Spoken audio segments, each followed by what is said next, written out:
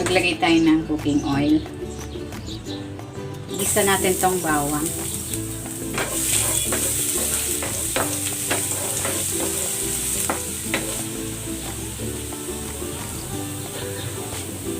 Ayan, ilagay na rin natin tong sibuyas.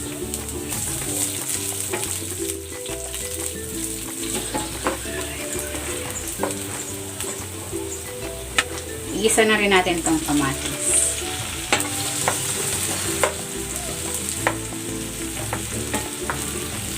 Lagyan natin ng asin at ng paminta. Yan, habang ginigisa ko ito, kung hindi ka pa nakapag-subscribe sa aking channel, please subscribe at i-click mo na rin ang notification bell para lagi kang updated sa aking latest recipes.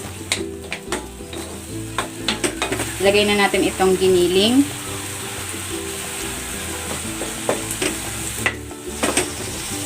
Isa natin ito hanggang sa lumabas yung sariling mantika nitong giniling. Okay na itong ating giniling.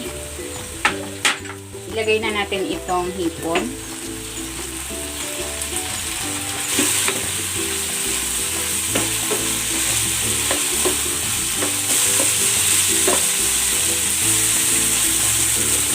Ilagay na natin itong oyster sauce.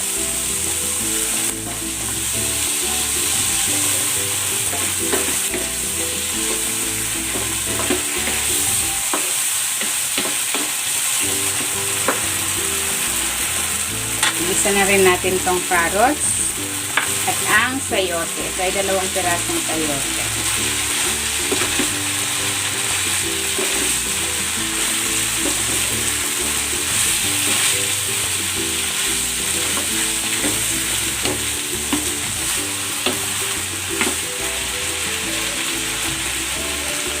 Maglagay tayo ng sabaw. Ito ay pinagpakuluan ko ng mga ulo ng hipon. Tapos nilagyan ko ng cornstarch para medyo malapot. Lagyan pa natin. Takpan natin.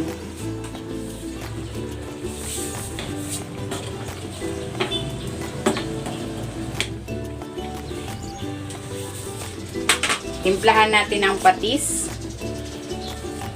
at ng paminta.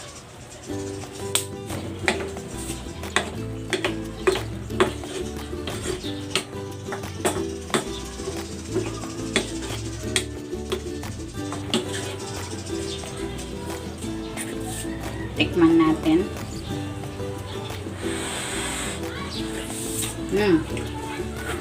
Sarap.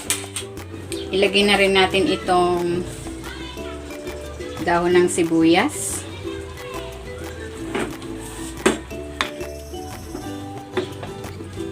Ayan, luto na itong ating ginisang sayote. Pwede na natin itong hanguin.